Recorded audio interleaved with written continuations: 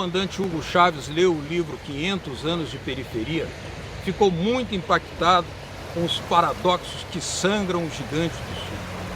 Como pode um país tão rico ser tão pobre? Rico em nióbio, petróleo, lítio, quartzo, ouro, tremenda biodiversidade, terras agricultáveis, rios caudalosos, uma exuberante insolação para a eterna energia tropical da biomassa e uma vasta extensão territorial que se combina com quase 220 milhões de brasileiros. Uma combinação formidável de vantagens cooperativas. No entanto, sem direção consciente, nesse país ainda milhões de brasileiros habitam em favelas. Milhões de brasileiros não têm sequer água potável para beber num país amazônico. E o analfabetismo também é gigantesco. Uma comissão parlamentar de inquérito constatou, antes de Lula, que pobres vasculhavam lixos hospitalares em busca de placentas humanas para comer. O que falta às elites brasileiras para ter a noção de que esse não é um país qualquer? Faltaria a convicção de que é um país do mesmo porte dos Estados Unidos, da Rússia, da China e da Índia. O que deve fazer para superar esse subdesenvolvimento?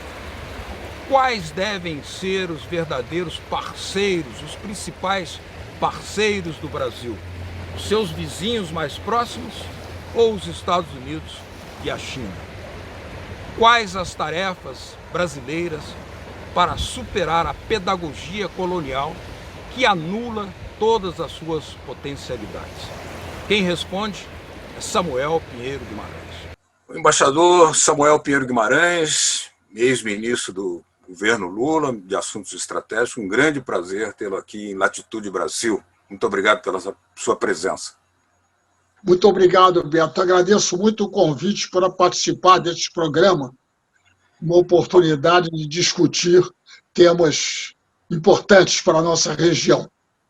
E os temas fundamentais estão relacionados à questão estratégica do Brasil, ou seja, o Brasil entre os desafios dos gigantes, entre as pressões que recebe dos Estados Unidos e entre as possibilidades que tem para uma cooperação com a China, ou seja, Brasil, China e Estados Unidos. Qual é o papel do Brasil nessa nova dialética, nossa nova geopolítica internacional? Eu creio que seria interessante fazer uma breve afirmação. Nós vivemos hoje num mundo que é organizado em torno de um império, que é o Império Americano. Não é?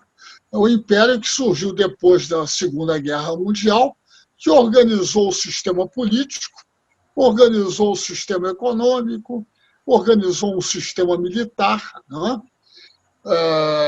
Organizou os países que derrotou. Preciso lembrar que os Estados Unidos escreveram a Constituição da Alemanha e do Japão. E, além disso, organizaram o mundo de tal ordem que eles inicialmente tinham o monopólio da arma nuclear e depois compartilharam esse monopólio com os países que são membros permanentes do Conselho de Segurança. Uhum. Muito bem. Então, neste mundo, organizado pelos Estados Unidos, que é um mundo que do lado de fora estava a União Soviética, é verdade, e que os Estados Unidos conseguem uma série de vitórias extraordinárias, destroem os impérios britânico e francês, e fazem a sua entrada na África, organizam as economias da Europa Ocidental através da OCDE, que nós estamos querendo tanto entrar.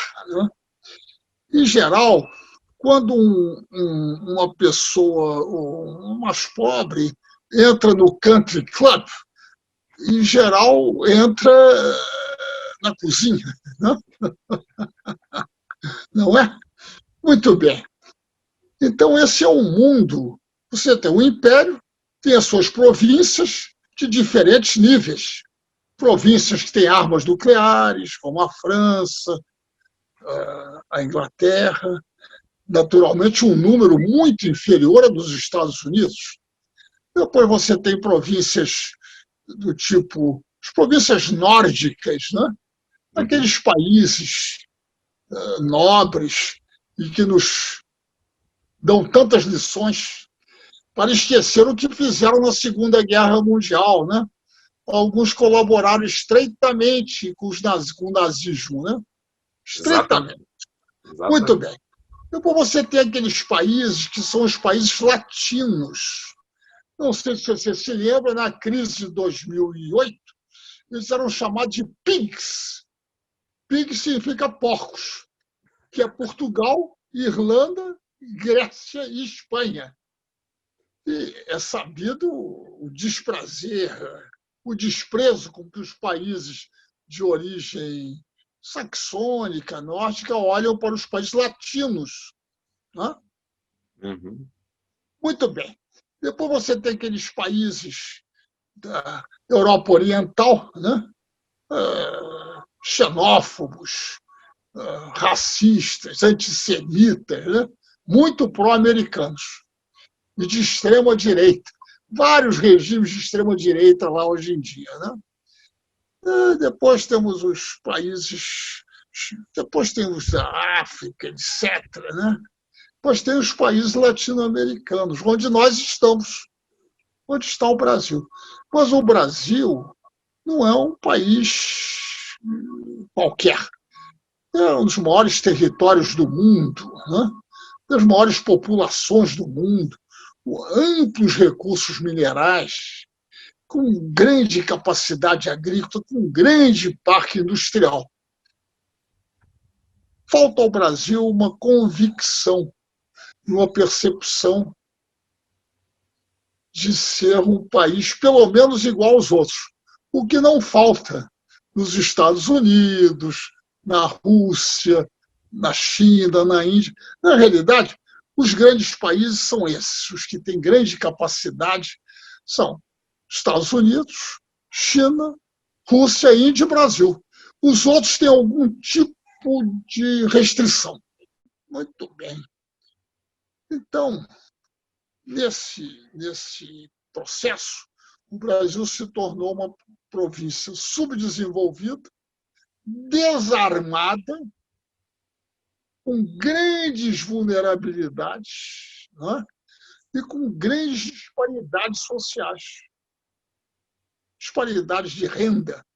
Eu tenho uma ideia extraordinária, a diferença que existe entre a enorme maioria da população brasileira e uma ínfima elite de bilionários e de pessoas que, por mês, ganham mais de 120 salários mínimos. Ora, sabemos que a força de trabalho no Brasil tem um salário médio inferior a um salário mínimo.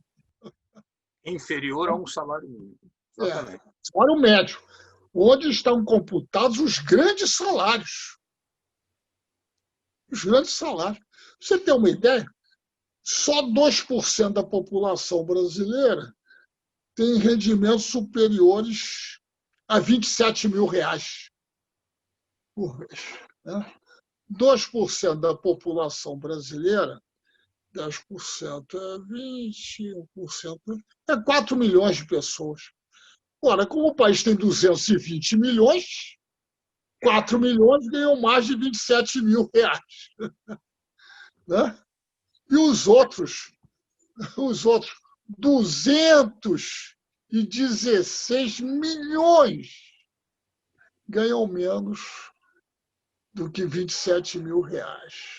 Ministro Samuel, uma das questões é a disparidade, evidentemente, que não se entende como um país tão rico em petróleo, nióbio, biodiversidade, possa ser tão pobre. Aliás, um dos das maiores disparidades e concentração de renda do mundo, um dos países mais desiguais do mundo é exatamente o Brasil. Parece que é o segundo. É o segundo. É o segundo. Exatamente. 1% da população absorve 29% da renda. E só o Catar tem uma concentração tão grande. Mas, de toda forma, esse é um processo histórico. Ele começa lá no passado, quando chegam os portugueses e organizam o sistema econômico para atender a demanda europeia. Inicialmente, de cana-de-açúcar. Naturalmente, os portugueses, que eram um povo muito fraco, nada desenvolvido industrialmente, nada. Não é? Um povo, uma sociedade dominada pelo pensamento mais retrógrado da Contra-Reforma. Né? Só para terminar, Beto, isso aí são 388 anos, de 1500 a 1888, e continuou depois. Só começa a se modificar com Getúlio Vargas, com a Revolução de 30. Aí que uma fração dessa classe hegemônica, muito específica, do Rio Grande do Sul, né, por um processo histórico complexo, né, ela assume o poder e entra num projeto de criar um país moderno. Né? Lembre-se que o Brasil, na época de Getúlio, concedeu o voto às mulheres antes da França. Antes da França. E aqui era um país muito subdesenvolvido, né? Não havia indústria. Eu quero só dar um depoimento pessoal. Eu me lembro que as caixas de fósforo eram importadas. Caixa de fósforo. Que é um produto industrial, mas muito simples, né? Muito simples. Bom, tudo era importado. Ministro, nós vamos fazer uma pequena pausa aqui no Latitude Brasil, que está conversando hoje sobre o tema estratégico. O Brasil frente aos Estados Unidos e à China, o Brasil no mundo, o Brasil e a nova geopolítica. Já a gente volta aqui em Latitude Brasil com Samuel Guimarães. Está ótimo.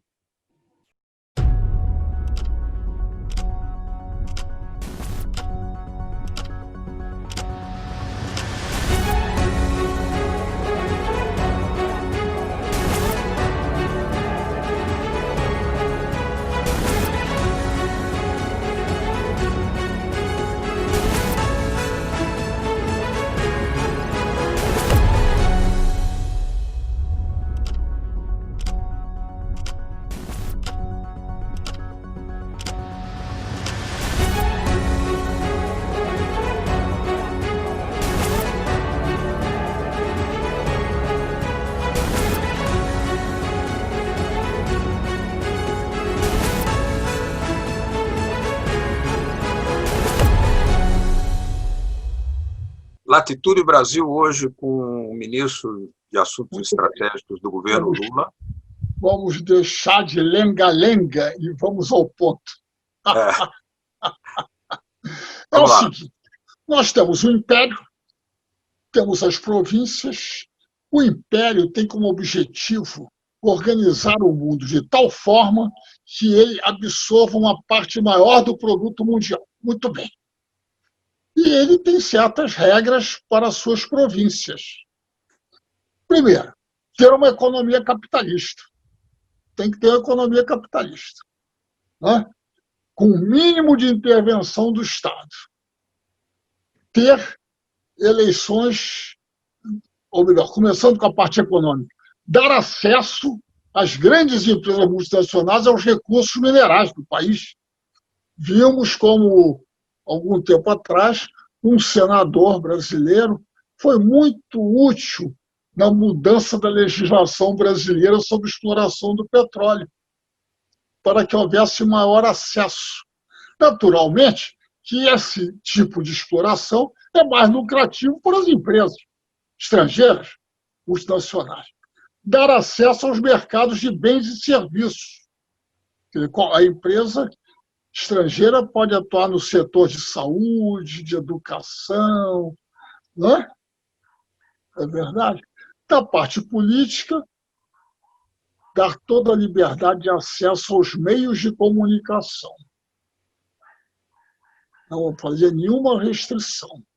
2, ter eleições periódicas de muitos partidos. 3, dar todo acesso às ONGs, principalmente as estrangeiras, né? É verdade. 4, não fazer alianças com os estados adversários do Império. E quando eu falei do Império, lá de fora do Império tem 2 estados adversários do Império, que são a China e a Rússia. Então, o Brasil é uma província do Império. O Brasil, por exemplo, como escapar dessa situação? Isto é, como se escapa? Somente pelo desenvolvimento industrial. Não existe nenhum país do mundo que se desenvolveu através da agricultura. Claro que o Brasil tem uma agricultura extraordinária, né? Porém, a agricultura não é o setor dinâmico de nenhuma economia. Aliás, na agricultura não se produz nada. Não se produz uma colheitadeira, né? Dentro de uma fazenda, por maior que ela seja, a fazenda não produz uma colheitadeira, uma semeadora, né? É no setor industrial que está o dinamismo tecnológico. Então, é por aí, reduzindo as nossas vulnerabilidades, por aí, de um processo de afirmação nacional, não de desafio ingênuo. O desafio ingênuo leva à reação, porque o Império começa, né, tem toda uma estratégia para atacar uma província rebelde. Denúncia que o governo é autoritário, que provoca fome na população, escassez de alimentos, que prende os adversários, que o governo é formado por narcotraficantes, não é? Se você tem, é tudo que aconteceu na Venezuela, que é um governo que financia terroristas em outros países, que é uma ameaça aos vizinhos, criando o clima para uma intervenção humanitária para mudar o governo, o que eles chamam de uma forma tão simpática de regime change, mudança de regime. Mudança de regime é golpe de Estado, né? Não é outra coisa. Aliás, por falar em golpe de Estado, como é que o senhor analisa as declarações do presidente Lula, que diz que o golpe contra Dilma e a Operação Lava Jato tinham por detrás o dedo dos Estados Unidos? É uma das estratégias americanas é usar uma legislação americana que chamam de práticas no exterior, práticas corruptas, e fizeram uma série de acordos de cooperação judiciária com muitos países, não só com o Brasil, não. Eles foram atrás da Samsung na Coreia, foram atrás da Alstom na França, foram atrás das empresas que competiam com eles, como se não tivessem eles práticas corruptas. A não ser que essas pessoas que os ajudam no Brasil sejam pessoas absolutamente altruístas, né? E fazem tudo isso por amor à liberdade, à democracia, e assim por diante, né? Não é bem assim, né? Não é assim que funciona, né? Então, eles usam essa legislação americana e o fato da empresa do país ter negócio nos Estados Unidos ou ter ações na Bolsa Americana permite a eles, esses acordos judiciários, mobilizar juízes, promotores, né, que são treinados, né? São treinados lá nos Estados Unidos, né? os seminários, cursos, e assim por diante, como ficou revelado nas conversas e na documentação aí publicada, né? E, naturalmente, o objetivo da Operação Lava Jato não era a corrupção. O objetivo da Operação Lava Jato era impedir a candidatura do presidente Lula. Mais nada, mais nada. Era esse o objetivo. Você se lembra daquele famoso PowerPoint, né? Uhum. E nenhuma prova, não há nenhuma prova que o presidente Lula tenha recebido R$ 1.000, que seja, de qualquer empresa. E, no entanto, conseguiu-se, com o auxílio da grande imprensa, né, naturalmente envolvida nesse processo, criar uma imagem de que o grande problema do Brasil era a corrupção. Deixou de ser o de subdesenvolvimento, a fome, a desigualdade, passou a ser a corrupção. Então, se acabasse a corrupção, está tudo resolvido. Aliás, os editoriais do jornal até hoje repetem essa tecla, né? E quem era corrupto? Os políticos. E os políticos quem era corrupto? Era o PT. Se de um lado, ministro, nós temos a pressão e a dependência negativas em relação aos Estados Unidos, de outro nós temos aí uma possibilidade de uma cooperação com a China, que é hoje o nosso maior parceiro comercial do Brasil. Por isso, é preciso explicar por que o bolsonarismo faz tantas declarações hostis à China, sendo que o vice-presidente da República, Hamilton Mourão, declara que é preciso ter relações equilibradas, pragmáticas e cooperativas com a China, inclusive na área da tecnologia 5G. Como explicar isso? O bolsonarismo, o bolsonarismo tem uma ideia do mundo como seja um mundo de uma luta do bem contra o mal. Do lado do bem estão os Estados Unidos, como, aliás, o chanceler já declarou uma vez que Trump era o salvador do Ocidente. Então, são conceitos interessantes, não é? Para dizer o mínimo sobre a ignorância que se reflete nessas palavras, né? E que, de um lado, você tem isso, do outro lado, eles descobriram o chamado marxismo cultural. Isso é, que a derrota da desintegração da União Soviética levou a uma estratégia de infiltração nos organismos culturais da sociedade dos comunistas, para tomarem o poder. Aquele indivíduo que foi ministro da Educação, chamado Weintraub, tem um vídeo muito interessante em que ele diz que os bancos são dirigidos por comunistas. Os bancos. As universidades, assim por diante, eles acreditam nisso. Eles são anticomunistas ferrenhos. Quem é comunista? Os petistas, os trabalhistas, os socialistas. Há poucos comunistas, não sei se o Roberto Freire gostaria de se incluir nessa categoria, né? Não é verdade? Eles já declararam isso várias vezes, que a tarefa deles é acabar com a esquerda no Brasil, né? Então, esses indivíduos são adoradores dos Estados Unidos. Os Estados Unidos podem fazer o que for, que como os Estados Unidos são detentores do Ocidente, eles se consideram ocidentais. Quer dizer, eu não sei se os ocidentais consideram eles ocidentais, né? Talvez considerem eles acidentais, né? Enfim. O nível de ignorância dessas pessoas é extremamente elevado. Não é uma coisa que se possa desprezar, não, sabe? Então, eles têm essa adesão aos Estados Unidos absoluta.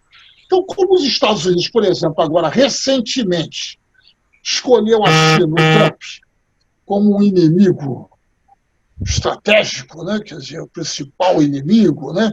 Que coloca em risco os Estados Unidos, eles imediatamente se voltaram contra a China. Não sei se no passado há declarações deles contra a China, não. Creio que não. É uma coisa mais recente, porque eles imitam tudo que o Trump diz com uma semana de, como é que se diz? De defasagem, de delay, né? Com a voz assim. Então, o Trump diz alguma coisa, uma semana depois eles dizem, né? Então é uma coisa extraordinária. Quer dizer, o Trump hoje em dia acusa a China de ter sido culpada pela existência do coronavírus, né? Inclusive chama de comunavírus. Eles imitam aqui isso, né? Então são pessoas de um nível intelectual muito pouco desenvolvido. Então, como eu estava dizendo, é preciso desenvolver os recursos naturais e a força de trabalho, inclusive o seu nível intelectual, né? Podia começar por esta família, né? E depois o capital. O senhor já declarou em livros, como naquele livro famoso 500 anos de periferia, que foi lido pelo presidente Chaves, que o elogiou muito até, a posição do Brasil no mundo. Mas o Brasil está ficando para trás em relação à industrialização, ao programa espacial brasileiro, está paralisado.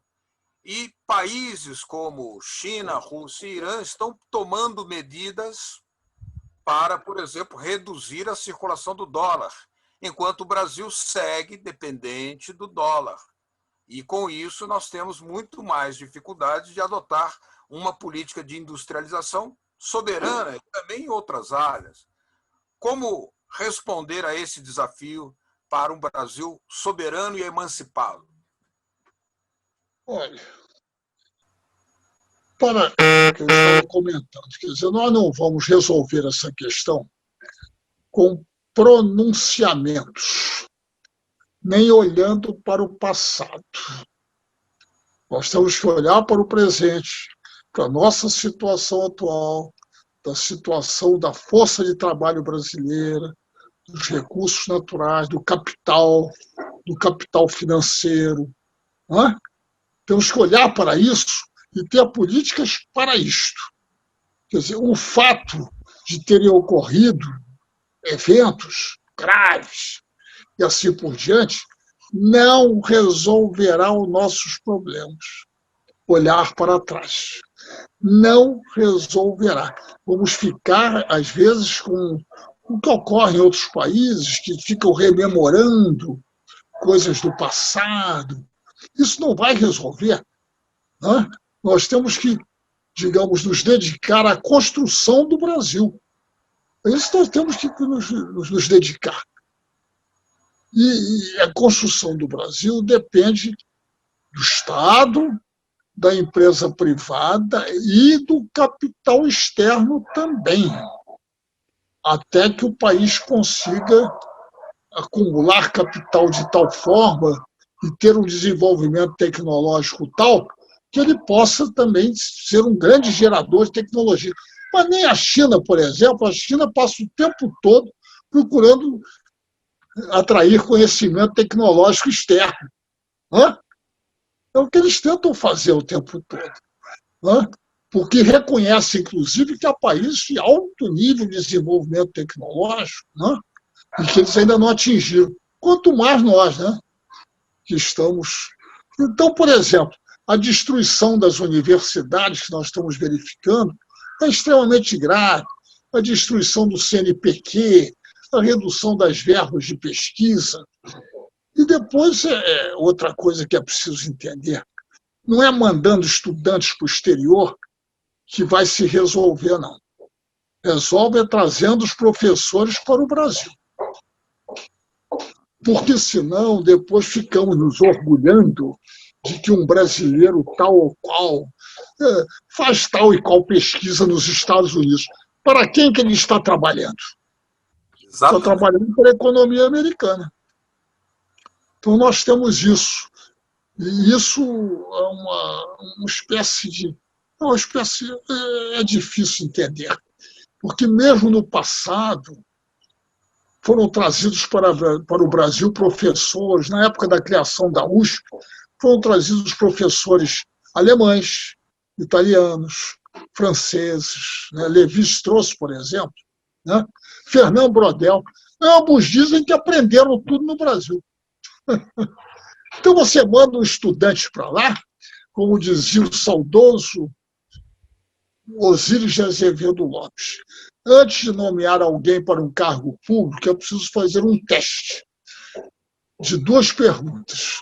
Primeiro, visitou algum país desenvolvido recentemente? E a pessoa pode responder sim ou não. Se responder sim, a segunda pergunta é a seguinte: ficou encantado com o que viu?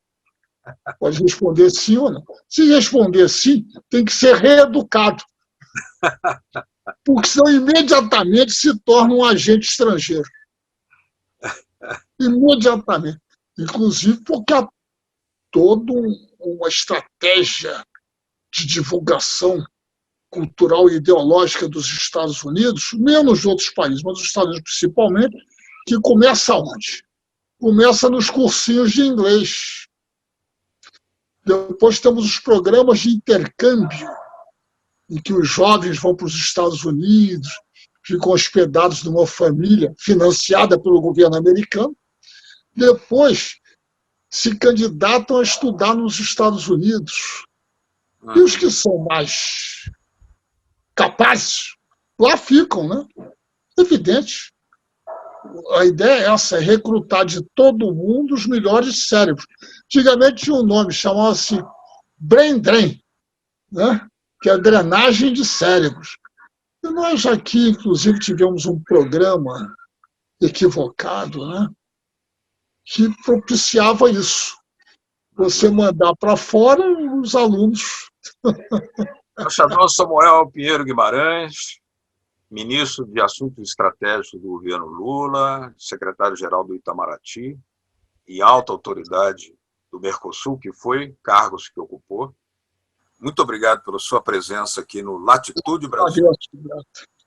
Eu que agradeço a sua oportunidade. Muito obrigado, Beto.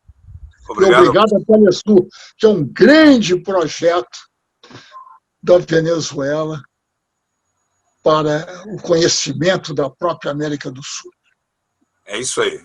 Muito obrigado a vocês de casa que nos acompanharam aqui em Latitude Brasil. Até o nosso próximo programa. Tchau.